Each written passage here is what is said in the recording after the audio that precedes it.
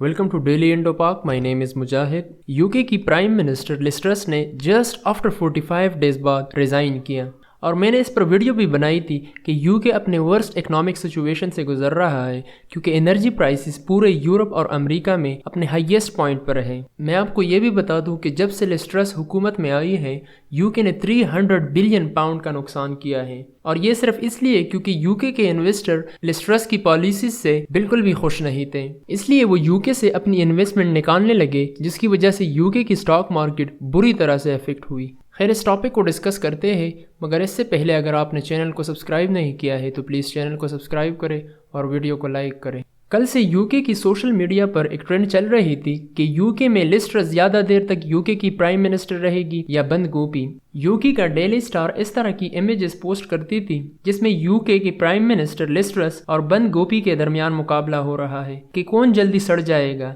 यानी बंद गोभी या लिज ट्रस। और इसी दौरान लिज ट्रस ने अपनी रेजिग्नेशन अनाउंस कर दी कि अब वो और यूके की प्राइम मिनिस्टर नहीं रही। साथ में उन्होंने कहा कि उन्होंने जो वादे किए थे वो उस पर पूरी नहीं उतर आई। इसके बाद लोगों ने इस तरह के इमेजेस पोस्ट करना शुरू कर दिए कि आखिरकार गोभी जीत गया। इससे आप अंदाज़ा लगा सकते हो कि यूके के लोग कितने फ्रस्ट्रेटेड हैं क्योंकि उन्हें कोई ऐसा लीडर नहीं मिल रहा जो इस सिचुएशन को अच्छी तरह से डील करे। अब जो ही लिज ट्रस ने रिज़ाइन किया, वैसे ट्रेंड तो ये होता है कि वहाँ का स्टॉक गिरना शुरू हो जाता है, मगर अजीब बात यह है कि पाउंड ने कुछ गेन किया।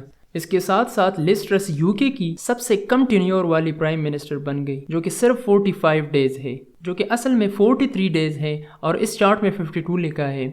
इससे पहले सबसे कम टेन्योर वाला प्राइम मिनिस्टर जॉर्ज कैनिंग था जो 1827 में सिर्फ 118 दिन के लिए प्राइम मिनिस्टर था। ये एनर्जी क्राइसिस इतना सीरियस है कि इससे पहले यूके के बोरिस जॉनसन और इटली के मारियो ने भी इसी एनर्जी क्राइसिस की वजह से रिजाइन किया था। प्यूटन भी सोच रहा होगा कि ये सब मुझे गिराने निकले थे, मेरा तो पता नहीं, मगर तुम लोगों को अपने से पहले डुबो दिया।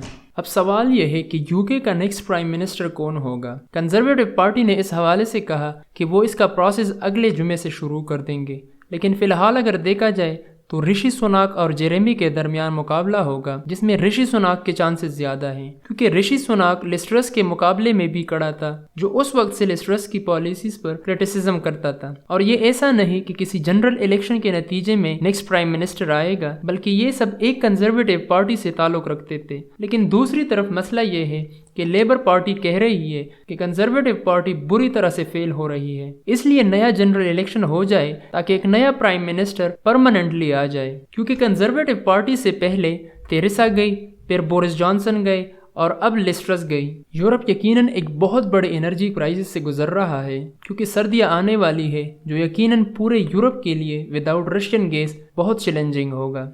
इसलिए जर्मनी ने रिसेंटली $200 बिलियन की एनर्जी सब्सिडी की अनाउंसमेंट की है। इसके साथ कतर के एनर्जी मिनिस्टर ने कहा कि यूरोप ज़्यादा देर तक रशियन गैस के बगैर गुजारा नहीं कर सकता और हम ऐसा भी नहीं कर सकते कि अपना तमाम गैस यूरोप को बेच दे क्योंकि पहले से एशिया से भी बहुत सारे ऑर्डर्स डिले का शिकार है। खैर, ये थी एक छोटी सी न्यूज़। इस बारे में आप लोगों का क्या कहना है, नीचे दिए गए कमेंट में अपनी राय का इजहार करें और अगर आपने चैनल को सब्सक्राइब नहीं किया है तो प्लीज़ चैनल को सब्सक्राइब करें।